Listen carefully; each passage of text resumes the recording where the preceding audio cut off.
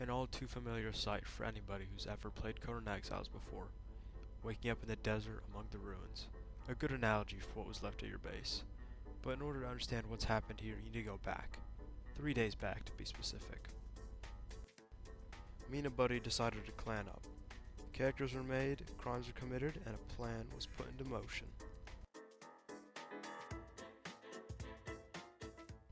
It was simple, really. We were going to head as far northeast as we could, find the tallest tree we could find, and set up a nice base there. And in terms of what we were looking for, we found the perfect tree. So tall that from the bottom of the tree, anything at the top would simply just be out of render distance.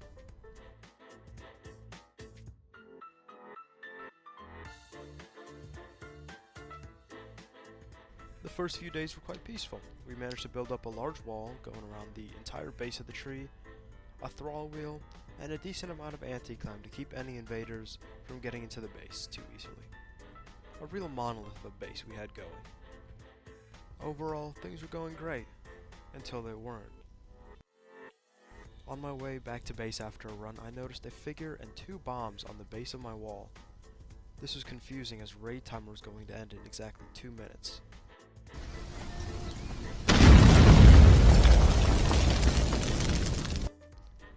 This person ran into my base, and upon finding my thrall wheel open, he decided to run in, thinking he could get out. With the door closed behind him, he was trapped. With no way out, he was forced to die a humiliating death of starvation.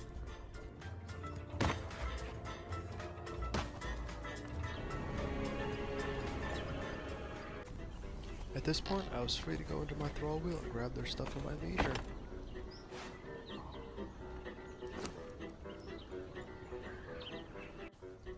Repairs began straight away, but were incredibly quick. Only one person had attacked, and he had done minimal damage.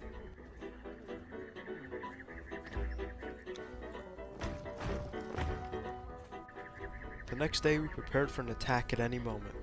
We had to constantly watch for any intruders coming, but nobody showed up. It seemed they didn't like attacking us when we were online. A whole day had passed and they made no attempt to attack us, not at all. Unfortunately, the next day I had to do some real life obligations that would take about an hour. So I quickly logged off, thinking they weren't going to attack. Maybe the drama of the day before was over. But I was wrong. They were waiting for the moment that I got offline. And this is where our story picks back up. At this point they had destroyed my bedroll, so there was nothing left in my base. There was nothing I could do to defend it. I had my suspicions though of who had attacked, so I went to Triblog and found out, yeah, it had been the Kings. These were the guys that had run in earlier and decided to wait till the moment I was offline to attack. The thrall wheel had remained untouched luckily, so any items that were inside there I was still able to recover. Mind you, there wasn't much, but it was a little better than starting off completely naked. The first task to be completed was simple. I had to head down into Death Whisper ruins, into the spider cave to be able to grab some brimstone so I could get steel tools.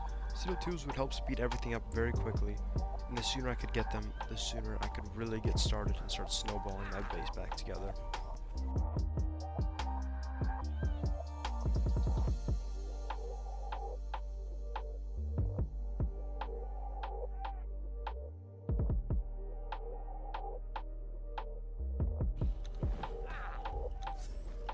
God, these things still fucking me up. Despite having low grade gear, I was still able to kill the spiders incredibly easily. The brimstone was no challenge at all to get, it only took a little bit of time.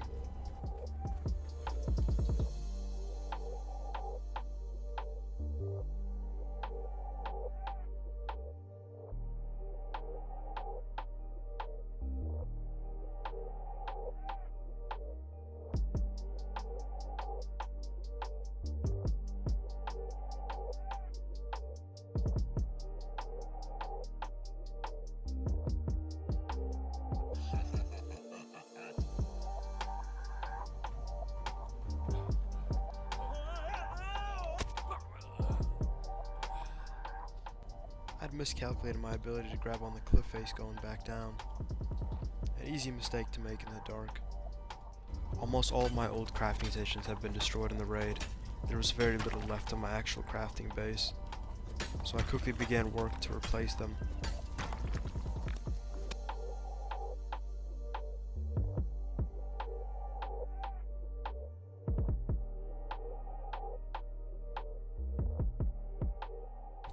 As I was still currently living out of the thrall wheel, I had to ramshackle these building pieces together. It certainly wasn't pretty, but it definitely worked.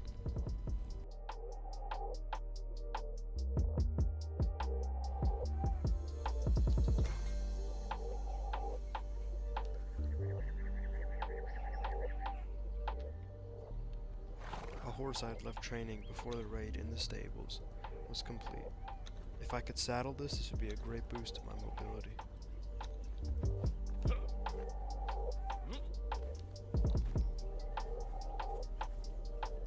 She'll definitely come in handy later. Time for a bit of a massacre so I can get some clothes.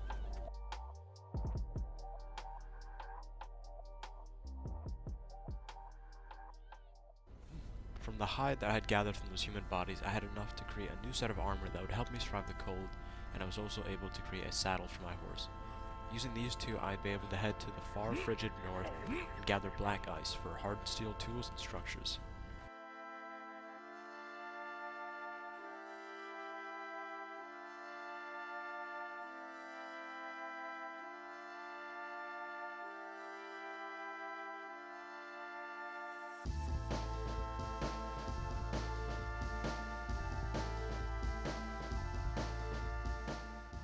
Trekking across the entire map was the easy part. Now came the real challenge.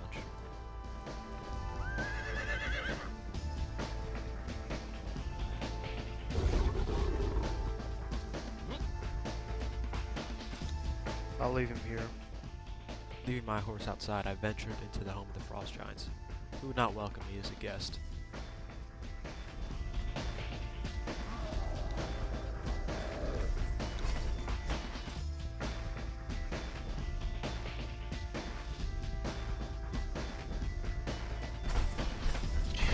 There shouldn't be this many of them.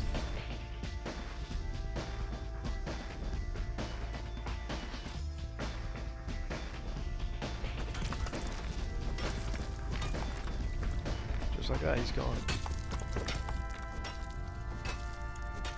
I better get the hell out of here.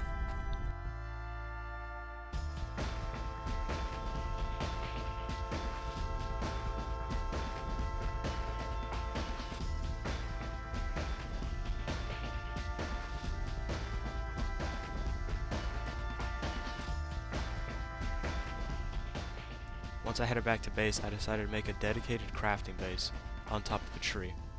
This would allow much more security than living out of the thrall wheel. Also, it would just make things easier because I could fit more in here and more easily move around.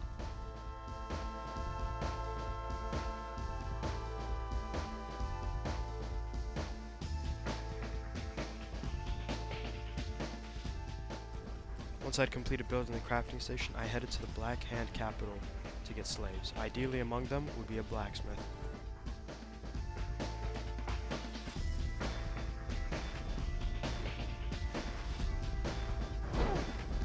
There we go. That's what we're looking for.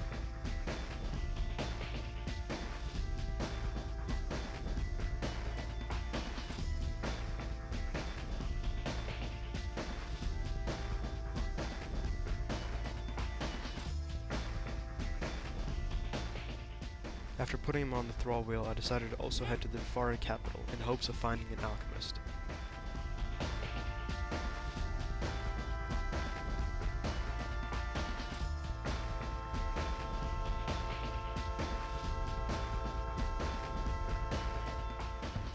After fighting through countless cannibals, I found what I was looking for, a tier 2 alchemist. There's what I was looking for. Medicine man.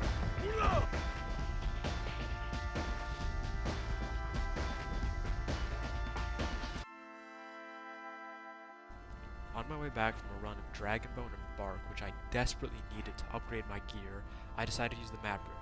I had done this many times before, and because of the nature of the run, I had a fighter and my horse following me. A sight ripped from a Conan player's worst nightmares. For those that don't know what's happened here, count yourselves blessed. What a group of players had decided to do is camp at an obelisk and wait until the notification that a player was arriving there had gone up. At this point, they would swarm at the player and kill him as he was stuck in a loading screen.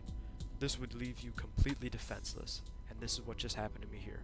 My horse and fighter were still there, and these players were going to kill them. Hopefully they'll leave my stuff. They have no use for any of it. I was killed by Popo Polo. Let's see who that was. And he took everything. If I'm quick, I might be able to save my horse. Sneaking behind them, I saw a bag of stuff. I knew it was happening. They were trying to despawn all of my shit. I quickly tried to grab it, but it over-encumbered me. I was hoping this player would show mercy, but no. They decided to kill me. They were doing their best to make sure I got nothing back. And they did a good job of it. What's wrong with him? Why does he just want to kill random people and make them lose their shit? And these players had not done what they did because they wanted to take my stuff or set me back. That was obvious by them leaving my stuff on the floor to despawn. They had done this simply because they knew it would cause me grief, and it was the cheapest tactic with no ability for other players to fight back. Because of this really demotivated me to the game, so I took a couple hours off.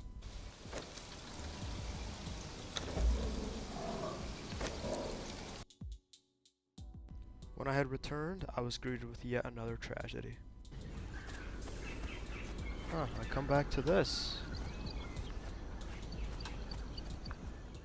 The group that had raided me here was the same group that had raided me before.